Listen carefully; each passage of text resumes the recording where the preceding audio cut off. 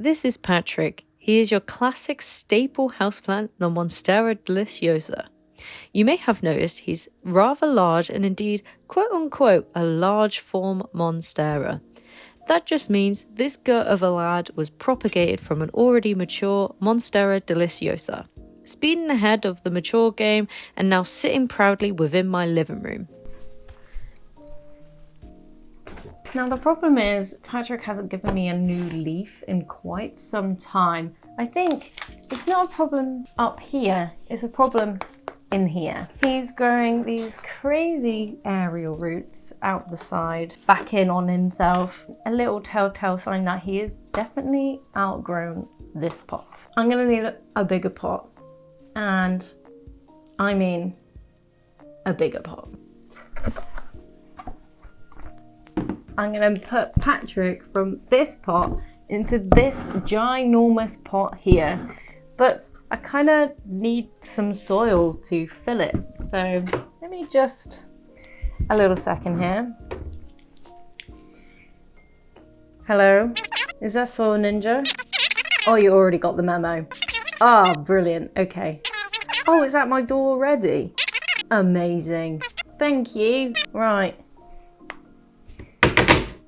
Soil Ninja's on the case. I think that should do it. First things first, we're gonna have to get matey Jim here out of the pot ready for the new pot. It's going to get very, very messy. Right. I'm gonna turn him on this side. Rolling the pot, gently squeezing will help loosen the roots away.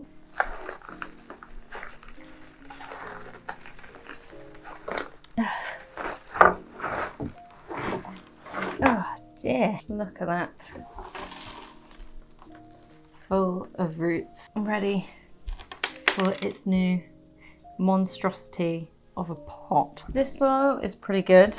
I usually wouldn't recommend reusing soil, but this soil is pretty good still.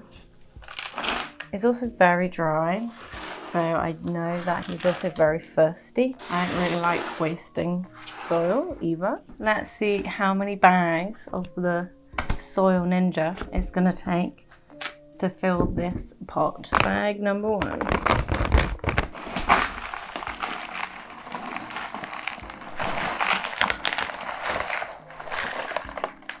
Okay, one pot has kind of filled it up to here, which is probably a good amount to pop our big boy in. I'm going to try and squish this moss pole down so it has all the stability to keep our dear friend Patrick upright. Okay, that feels good. I'm going to pop these big aerial roots in here so it grows in and helps with his stability. We are on the second bag of the Soil Ninja Monstera and Philodendron mix into the pot, and I wanted to show you how I will fill this in. A good amount in, and we're gonna kind of gently push it down while spreading our fingers into the pot there. Now you might ask why have I got the moss pole, and that's because Monsteras in the wild grow up on trees, and giving them the support and stability like they would have in the wild would mean that they're a happier plant. And you might think, hey Alina, the pot you're putting this in is rather large. And to that, I would say you are correct. This is a ginormous upgrade for the Monstera. However, if you're careful with your watering and you allow the plant to really dry out in between, then you'll be fine. I'm just pushing that in. I'm dreading how much this is gonna weigh when this is all done. Good old pat on the side, because we don't want it too compacted. We still want that airflow in there, but we want to make sure he gets the stability. So these aerial roots is what your Monstera would use to cling onto a tree and climb up the tree as well. You can cut aerial roots off as well. It does not harm the plant. In some places where they grow, people use aerial roots as rope or to make baskets. It just means the plant may produce more to try and cling onto the tree. A good thing to do is to redirect aerial roots back into the pot if possible. Just means that it will grow in the pot and really help your plant stay upright like that. I'm also going to put his Velcro tie back on to really hold it up against the moss pole there. When you look at your Monstera, the back of your plant, this is what you want to be leaning up against a moss pole. The back of the plant against a moss pole. And you want the front to be facing the light. So let's keep going with the soil. I'm quite worried about what this is gonna weigh. This pot does have like a big crack at the bottom of it, which is fine. I would be tempted to make more holes in this pot so there's more airflow to the roots, which I probably should have done before filling it up. I might still try. Wow. So that's 2 whole bags of Soil Ninja's biggest bag size of the philodendron and Monstera mix gone into this pot. Patrick, I hope you produce another leaf for me after this. I'm gonna try and pick it up. Oh my God.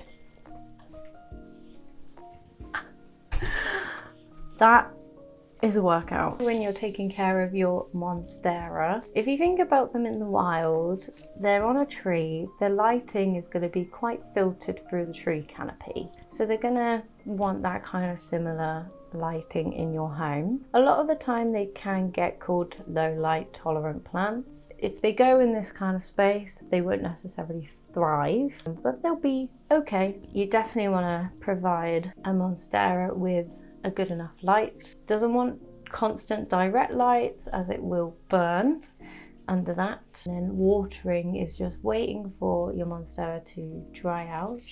The leaves and the stems will kind of start to feel a little bit soft or limp, and then that is when you give your Monstera a really good soak. Talking of that, he is looking really thirsty. You can tell by some of the curling of the leaves. I'm gonna take Patrick now into the shower and I'm gonna give him a hose down. I love doing this to clean his leaves, get some dust off, keep the pests down, and that also will give him a really good drink.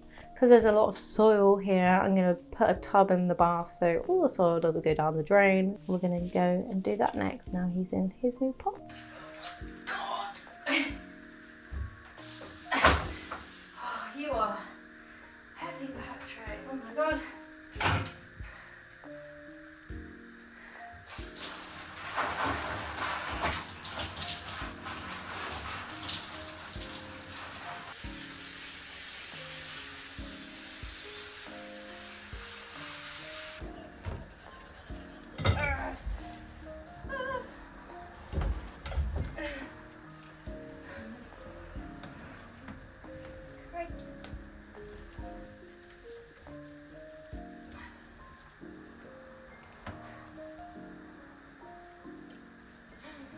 Hopefully he produces a new leaf. However, on closer inspection on why he may not producing a new leaf, I've seen a split in his stem, and I think that may be rotting from the inside, which is kind of sad. And this repot would be maybe for nothing after all that. I can see there's a new leaf brewing on Patrick's newest leaf. Back on here, I don't know why I was expecting it to not grow in size, but he's a lot bigger. Was also very, very heavy. Let's keep track of Patrick's progress. If he is to sadly pass away, hopefully not, send your prayers down below for Patrick. We can always use this pot in the future and the compost as well. I do have a Thai constellation, which if the worst to happen, I would probably focus on maturing my Thai constellation to get as big as this